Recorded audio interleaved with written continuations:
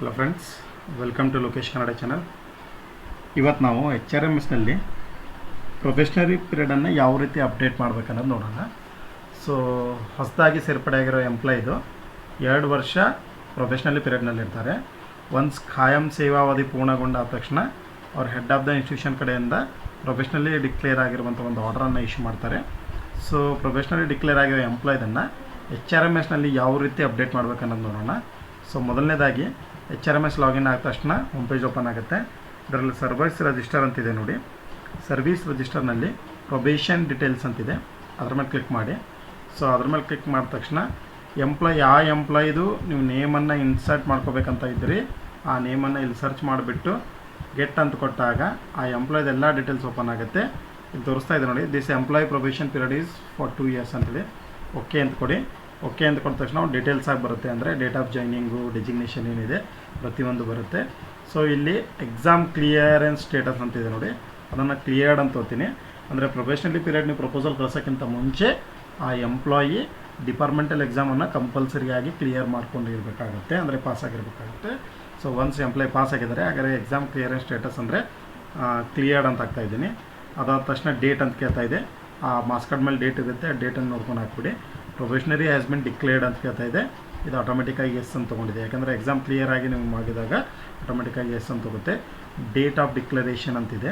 So ಆ date of ಡಿಕ್ಲರೇಷನನ್ನು ನಾವು ಇಲ್ಲಿ ಏನು ಮಾಡಬೇಕಾಗುತ್ತೆ, ಮೆನ್ಷನ್ ಮಾಡಬೇಕು.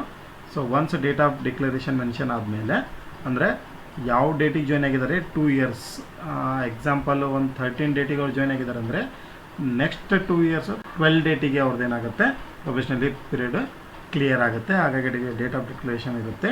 ಸೊ ಆರ್ಡರ್ ಆಗಿರೋ ಡೇಟ್ ಯಾವುದಿದೆ ಅದನ್ನು ಮೆನ್ಷನ್ ಮಾಡಿ.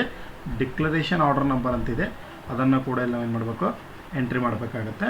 ಒನ್ಸ್ ಡಿಕ್ಲರೇಷನ್ ಆರ್ಡರ್ ಡೇಟ್ ಅಂದರೆ ನಿಮ್ಮ ಅವ್ರದ್ದು ಹೆಡ್ ಆಫ್ ಇನ್ಸ್ಟಿಟ್ಯೂಟ್ ಕಡೆಯಿಂದ ಒಂದು ಡೇಟ್ ಕೂಡ ಕೊಟ್ಟಿರ್ತಾರೆ, ಆರ್ಡರ್ ನಂಬರು ಆರ್ಡರ್ ಡೇಟ್ ಇರುತ್ತೆ, ಅದನ್ನು ಕೂಡ ಇಲ್ಲಿ ನಾವು ಏನು ಮಾಡಬೇಕಾಗುತ್ತೆ, ಮೆನ್ಷನ್ ಮಾಡಿಬಿಟ್ಟು ಇಲ್ಲಿ ರಿಮಾರ್ಕ್ನಲ್ಲಿದೆ ನೋಡಿ, ರಿಮಾರ್ಕ್ನಲ್ಲಿ ಏನು ಮಾಡಿ ಅವರು ಅಂದರೆ ಪ್ರೊಫೆಷ್ನರಿ ಕ್ಲಿಯರ್ ಆಗಿದೆ ಅಲ್ಲ, ಹಾಗಾಗಿ ಪ್ರೊಫೆಷ್ನರಿ ಕ್ಲಿಯರ್ಡ್ ಅಂತೇಳಿ ಬರೆದುಬಿಟ್ಟು ಹಾಕಿಬಿಡಿ.